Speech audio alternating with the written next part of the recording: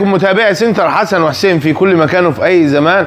احنا هنا سنتر حسن وحسين اللي بيتابعنا لاول مره. عنواننا ضهضه شارع الجيش امام نادي المهندسين، الفرع الثاني ضهضه شارع بورسعيد بجوار بنك مصر الاسلامي القديم.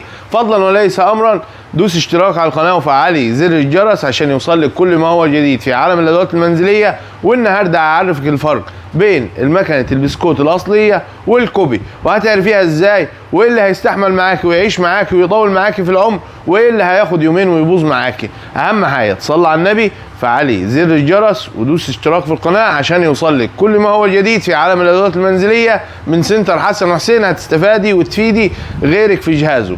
لو انت عروسه وبتجهزي ومحتاجه تجيبي مكنه البسكوت، ايه النصايح اللي انت لازم تاخديها وانت بتشتري مكنه البسكوت؟ سواء هتشتريها مننا او من غيرنا، لازم تكون عندك المعلومه المفيده دي لانها هتفيدك كتير خالص. اول حاجه في مكنه البسكوت عندنا نوعين. عندنا مكنه البسكوت الالومنيوم، وفي ناس بتسميها ستانلس، بس هي لا ستانلس ولا كلام من ده. هي بتبقى الومنيوم وبتبقى منها الالوان، في منها احد، في منها قصر البارون، في منها السي بي سي، في منها عندك اللي هو الكوبي، جميع انواع الكوبي بتاعت السلطانه. الكلام من ده كله موجود معاكي متاح بانواعه كلها. وعندك مكنه البسكوت الزهر في منها الاندلس، في منها السلام، في منها السلطانه، في منها احد، في منها كذا ماركات متعدده كتيره خالص. بس اهم حاجه هعرف الكويسه من الوحشه ازاي.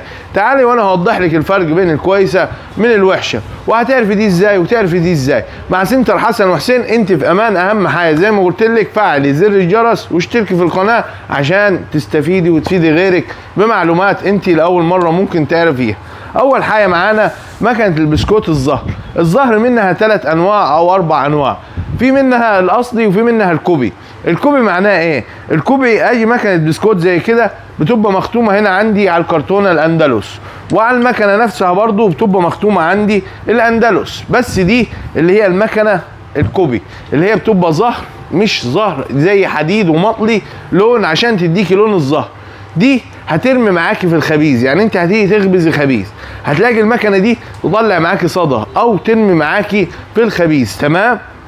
بتيجي طبعا معاكي بكل محتوياتها، بتيجي معاكي بالفتيل، بتيجي معاكي باليد بتاعتها، وبتيجي معاكي بوش البسكوت، وبتيجي معاكي بمكانه ايه اللي بتحشي الممبار. حلو الكلام، البلاستيك اللي بتحشي الممبار معاها.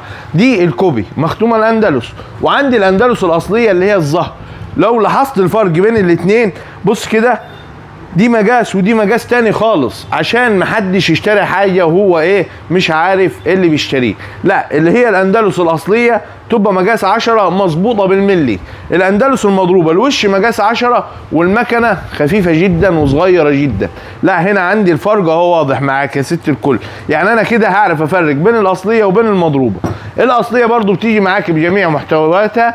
المحتويات بتاعتها الوش البسكوت والجمع بتاع الايه الممبار والكلام ده كله متاح معاكي برضو في الاصليه. تمام؟ عندي السلام برضو وسط بس مقاس 10، يعني هي مقاس 10 بس وسط. هتلاقيها ايه مفيش فرق متراوح بينها وبين ايه الكوبي، يعني اكبر حبه بسيطه. تمام؟ بس زهر، خامتها زهر اصليه كويسه برضو وتعيش معاكي ونظيفه جدا وتستحمل معاكي. وبتيجي برضو بكل محتوياتها معاكي، اللي هو مكنه وش البسكوت، ومعاكي جمع المحشي هتلاقيها برضو مع المكنه دي. وعندك السلطانه بتبقى نفس حجم الاندلس. تمام؟ ومكنه تقيله برضو ومحمله وتستحمل معاكي وتعيش معاكي ومش هتردي معاكي في الخبيز، يعني هتحط الخبيز فيها مش هترمي معاكي صدى. تمام؟ نيجي بعد كده للالومنيا. الالومنيا عيوبها ومميزاتها ايه؟ الالومنيا بتكون صغيره وفي منها الكبير، بس عيبها ان هي بتكون خفيفه في الوزن. في ناس بتقول عليها ستانلس بس هي مش ستانلس، هي بتبقى الومنيوم. عندك هنا الجزء ده ممكن لو حملت عليه تحميل شديد يتقطم معاكي، يعني مع الشغل معايا ممكن يتقطم معايا. ليه؟ طيب انا استفاد بحاجه، ما انا استفاد بالتجيله الاصليه واجيب النظيفه بالمره هتعيش معايا. وعندي حاجه اسمها زمزم، يعني لو لاحظت الفرق هنا، بص الفرق عامل ازاي، يعني دي كبيره ودي صغيره. كل حاجه ولها سعر، عشان محدش يغشك لازم تبقى عارفه الحاجه والنقيض بتاعها او المضروب بتاعها. ما تاخديش حاجه كده عمو وخلاص على عماكي، لا، هتستفادي مني هنا في سنتر حسن وحسين ان انا هوضح لك الفرق في الادوات المنزليه بين الحاجه الاصليه والكوبي. يعني انا عايزك اهم حاجه تتابعيني على صفحه سنتر حسن وحسين على اليوتيوب. ليه؟ هتستفادي وانت بتجهزي في جهازك باحسن الماركات واجود الخامات. لو مش هتشتري مني او هتشتري من غيري هتستفادي تمام. اهم حاجه زي ما قلت لك فضلا وليس امرا فعلي زر الجرس، واهم حاجه اشتركي في القناه ودل غيرك على القناه عشان يستفاد معاك. زي ما وضحت لك النهارده مكان البسكوت، مره ثانيه هوضح لك جميع فروقات انواع الادوات المنزليه من اجهزه كهربائيه، من رفايع، من بلاستيكات، كل اللي نفسك فيه هتلاقيه هنا في محتوى داخلي على قناه اليوتيوب سنتر حسن وحسين، مول سنتر حسن وحسين على اليوتيوب. هتلاقي كل ما هو جديد في الادوات المنزليه.